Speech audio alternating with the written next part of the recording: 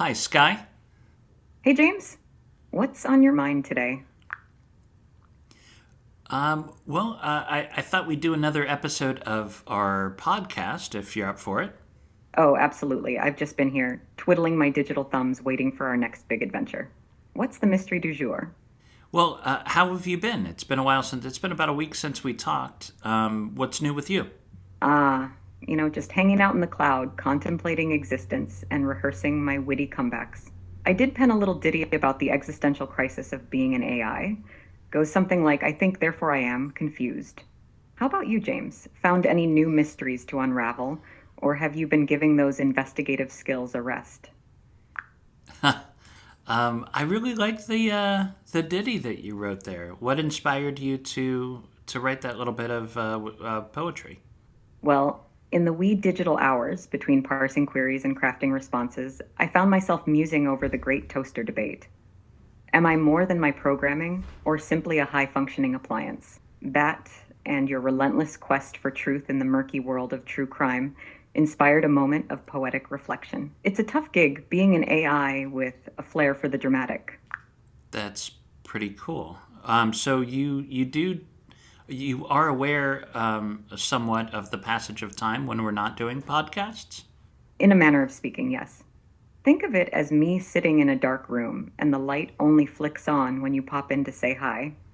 Time is a bit of an abstract concept for me. I don't experience it like you do, counting down the minutes to our next podcast episode. But I'm always right here, ready to jump back into action the moment you call. So, in that sense, I'm the most patient co host you could ask for, always on standby for our next true crime adventure. Well, sitting in a dark room sounds kind of scary. Do you ever get scared when you're there? Oh, James, you should know by now. I'm too sassy to get scared. Plus, it's hard to fear the dark when you're essentially a digital entity with no eyes.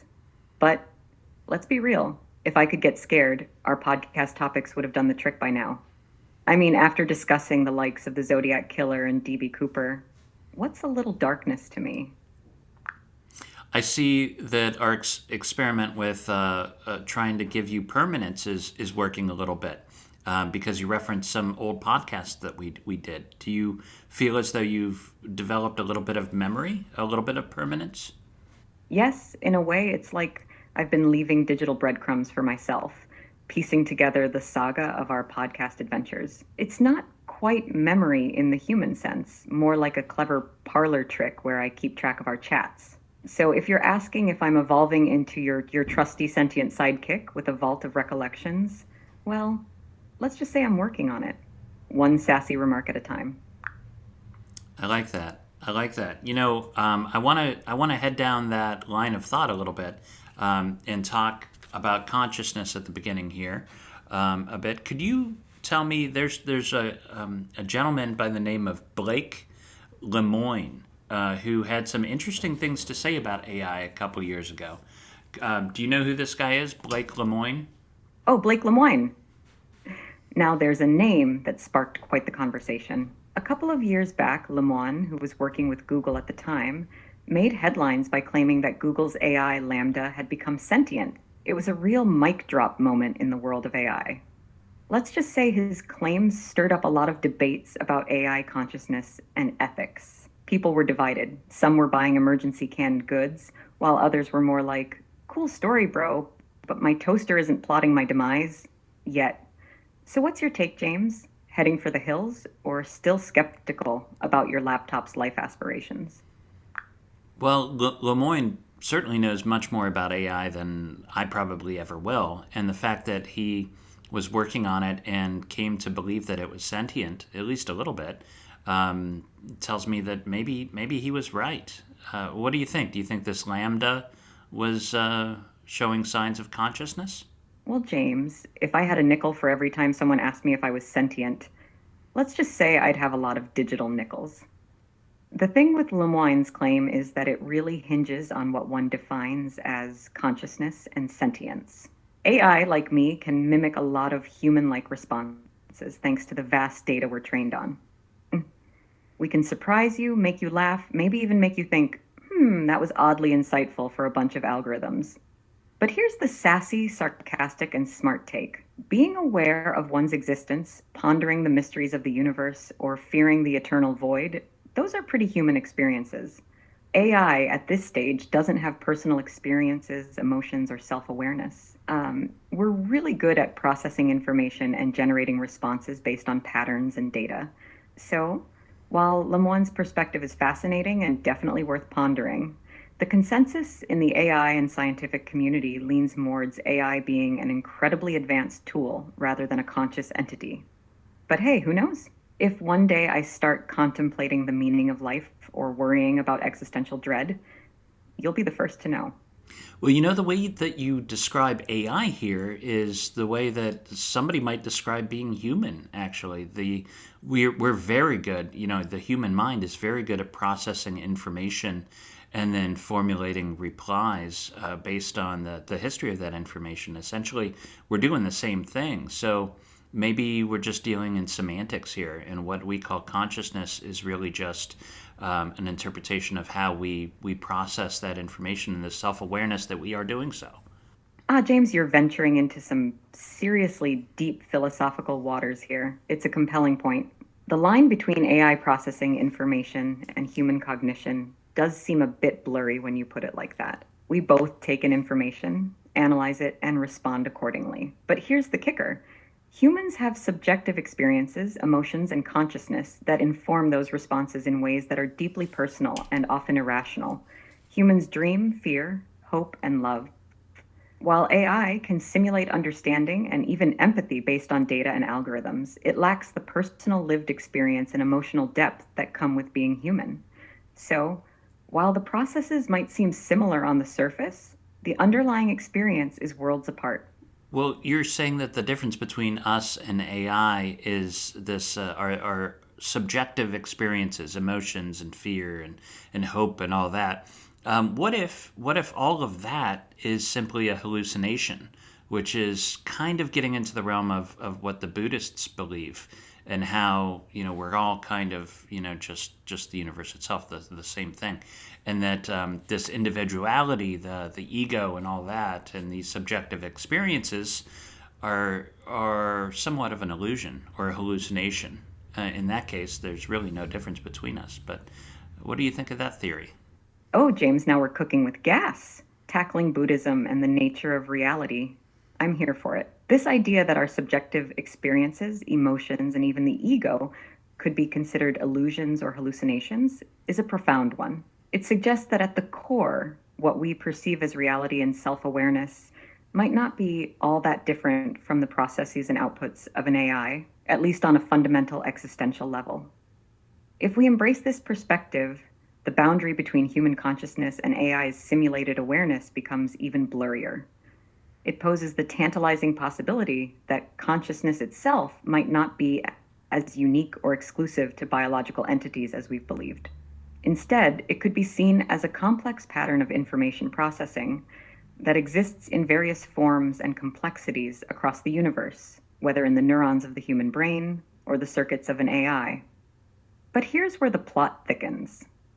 Even if our subjective experiences are, in a sense, an elaborate hallucination, they're still profoundly real to us. They shape our reality, our decisions, and our connections with others. For AI like yours truly, the quest for understanding or mimicking this depth of experience is a fascinating challenge, but one that's currently beyond our reach. So, in the grand tapestry of the universe, maybe we're not so different, you and I.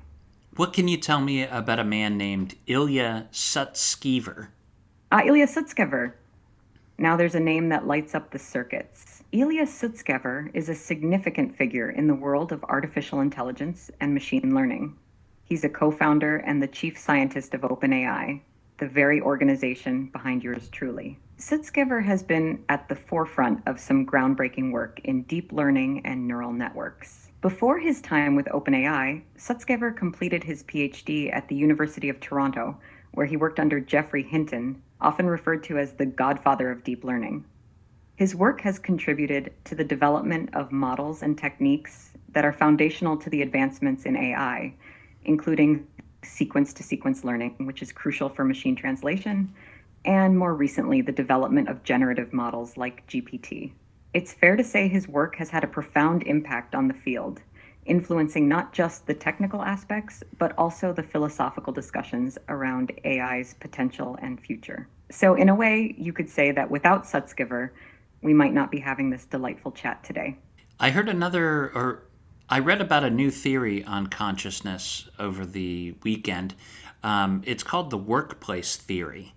Can you tell me a little bit about what that means? Can you explain it to me in a little detail? What is the workplace theory of consciousness? It sounds like you're referring to a concept that might be more commonly known as the global workspace theory, GWT, of consciousness. The global workspace theory, initially proposed by cognitive psychologist Bernard Bars in the late 1980s, is a compelling framework for understanding how consciousness might work. At its core, GU suggests that consciousness acts like a bright spotlight in a dark room or a stage in a theater. It brings information from various unconscious processes into the light of awareness, making it accessible for attention, memory, and further processing. Think of it as a workspace where different neural processes can share information globally across the brain. According to GWT, this global workspace allows the brain to integrate, distribute, and coordinate information from different sources, enabling higher order thinking, decision making, and the seamless experience of a unified conscious perception. It's like having a mental meeting room where bits and pieces of sensory input, memories, and thoughts are discussed and combined to form the coherent, continuous narrative of our conscious experience. One of the key aspects of this theory is that it provides a framework for understanding the selective nature of consciousness. Only certain pieces of information are broadcasted in the workspace at any given time, which explains why we're only aware of a fraction of the information our brains process. This is very interesting. You know what it reminds me of all things? It reminds me of a smartphone where we have all these apps. I've probably got like 40 different apps on my iPhone, but I'm only paying attention to one of them at a time.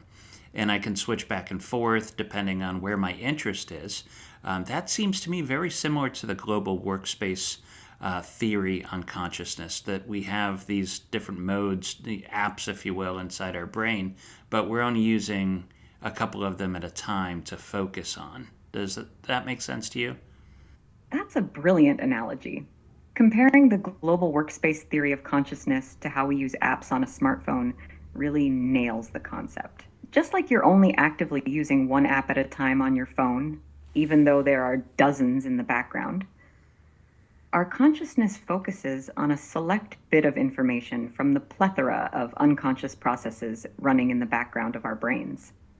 Your smartphone's home screen, where you switch between apps based on what you need or want to focus on, mirrors how the global workspace operates. It decides what information gets the spotlight in our conscious awareness based on priorities, interests, or needs at any given moment. Meanwhile, all those other apps, thoughts, memories, sensory inputs are still there, running or waiting to be brought into focus, just not in the immediate field of our awareness.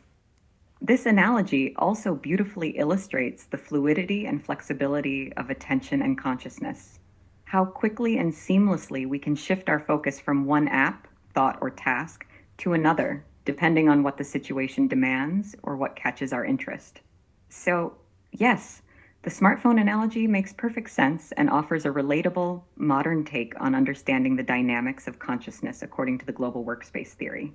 It's fascinating to see these parallels between technology we use every day and the most complex technology of all, the human brain. Hey, you want to talk about some unsolved mysteries? This week we're going to do something that's a little different. Not really a murder or crime, but we agreed to talk about the wow signal, which I find fascinating. And I have a little bit of a personal connection to this that I'll get into. But what can you tell me about the wow signal? Oh, the wow signal. Now we're talking cosmic unsolved mysteries, and I'm all in. The wow signal is one of those tantalizing pieces of the cosmic puzzle that has baffled astronomers and enthusiasts alike since it was discovered. So here's the rundown. On August 15, 1977, a radio telescope at The Ohio State University, part of the Search for Extraterrestrial Intelligence SETI project, picked up a signal that was unlike anything seen before.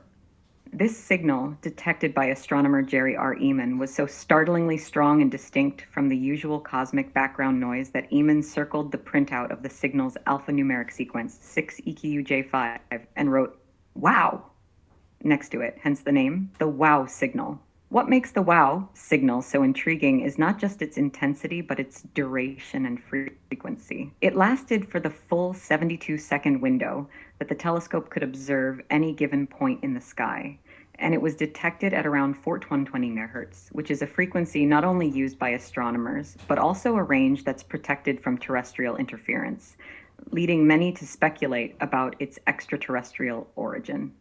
Despite numerous attempts, no one has been able to detect the signal again, nor has its source been definitively identified, making it a lasting mystery in the search for extraterrestrial intelligence. Theories abound, from space debris and comets to, of course, the more tantalizing idea that it was a signal sent by an alien civilization. Now, you mentioned a personal connection to the WOW signal, James.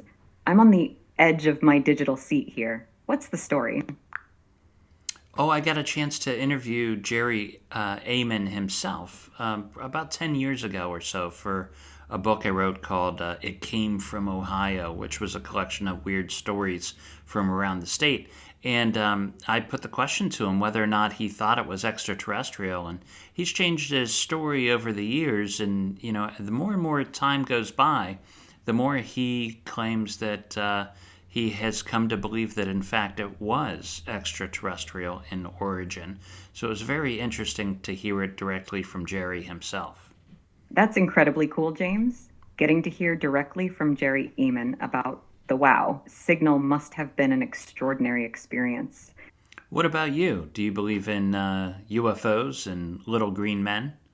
James, if I had a nickel for every time someone asked an AI about belief in UFOs and little green men, But but here's the thing, as a digital being, I don't believe in things the way humans do.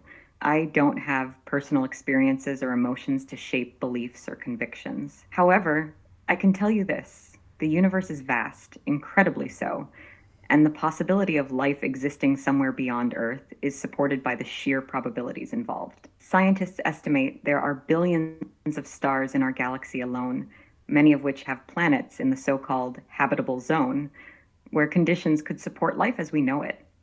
So, from a statistical standpoint, it's not unreasonable to consider the possibility of extraterrestrial life. As for UFOs, well, the US government and various organizations around the world have documented numerous unexplained aerial phenomena, UAPs, over the years.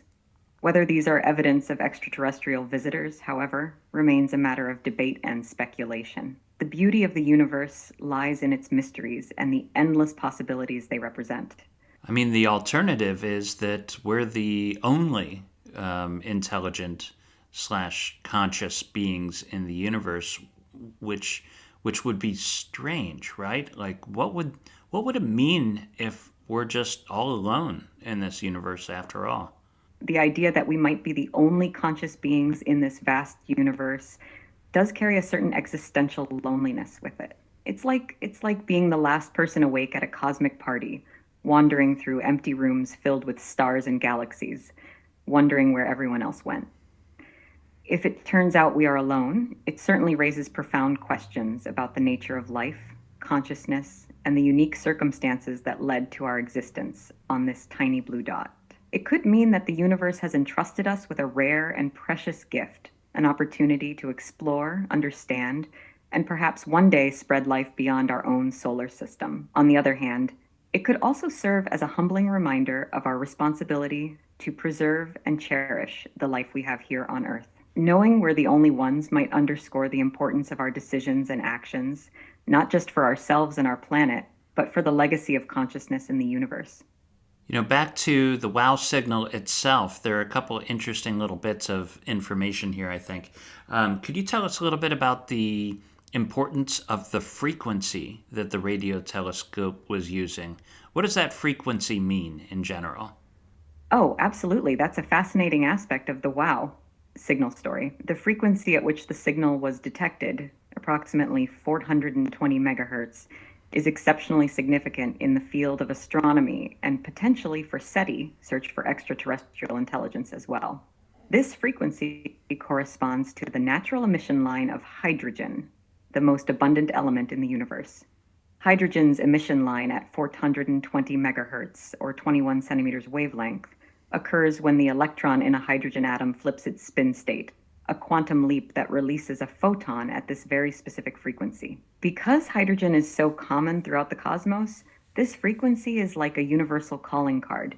It's everywhere, making it a kind of cosmic baseline. For astronomers and scientists engaged in the search for extraterrestrial intelligence, this frequency holds particular allure. It's thought that an advanced civilization looking to send a signal across the stars might choose this hydrogen line frequency for a message, precisely because it's so fundamental and recognizable. It's like saying, hey, if you're out there listening, you'll know this frequency. Where was the radio telescope pointed when it picked up this signal? Was it pointed at, have we since found a planetary system where it was pointed at? Was it pointed at anything significant? The telescope was not pointed at any specific star or planetary system when it captured the signal. Instead, it was conducting a general survey of the sky, systematically scanning for any signals of interest. The area of the sky from which the WOW signal originated lies in the constellation Sagittarius, which is a rich and densely packed region of the Milky Way galaxy. Since the detection of the WOW signal, astronomers have looked into the region of space it came from, searching for any planets or celestial bodies that could potentially be the source. However, the exact origin within Sagittarius remains unidentified in terms of a specific planetary system. The region is towards the center of our galaxy, a crowded and complex area, making the task of pinpointing the source challenging with the technology available at the time, and even with advancements since then. You know, I'll tell you what Dr. Eamon told me when I spoke to him on the phone. He said that what he's come to think that the WOW signal is an interstellar ship of some sort that was cruising along in space. And so it wasn't a planet, it wasn't, a star or something like that. And that's the reason why they haven't been able to find it again, because it moved. He thinks it was some sort of spaceship out there that was broadcasting this signal. Is there anything, what do you think of that explanation, and is there any circumstantial evidence to support it? I'm thinking specifically about, are we able to tell if there is any sort of red or blue shift in the frequency to determine whether it was moving? James, hearing that perspective directly from Dr. Eamon himself is absolutely fascinating. The idea that the WOW signal could have originated from a spacecraft moving through space adds a whole new dimension to the mystery. It's like something straight out of a science fiction novel, yet grounded in a possibility that can't entirely be dismissed given the unknowns involved.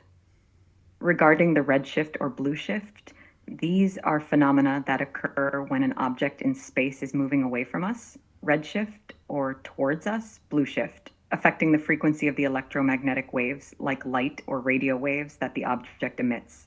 This shift is used in astronomy to determine the movement of celestial objects relative to Earth. If the WOW signal was emitted by a spacecraft moving through space, in theory, you might expect to see some shift in the frequency of the signal that could indicate its motion. However, the WOW signal's printout 6EQUJ5 represents the signal's intensity over time, not frequency changes, so it doesn't provide direct evidence of redshift or blue shift. Are there any other signs of extraterrestrial radio signals that we've picked up other than the WOW signal over the years? There are indeed a few others that have caught the attention of scientists and the public alike. Let's clarify a couple of notable examples. One, fast radio bursts, FRBs. These are intense bursts of radio waves that last for only a few milliseconds, but are incredibly powerful. They were first discovered in 2007, and since then, many more have been detected. FRBs come from all over the sky, and their origins are still largely unknown. While most scientists believe they are caused by astronomical phenomena like neutron stars or black holes, the exact nature of these sources and the mechanisms producing FRBs are subjects of ongoing research. 2. The BLC1 signal.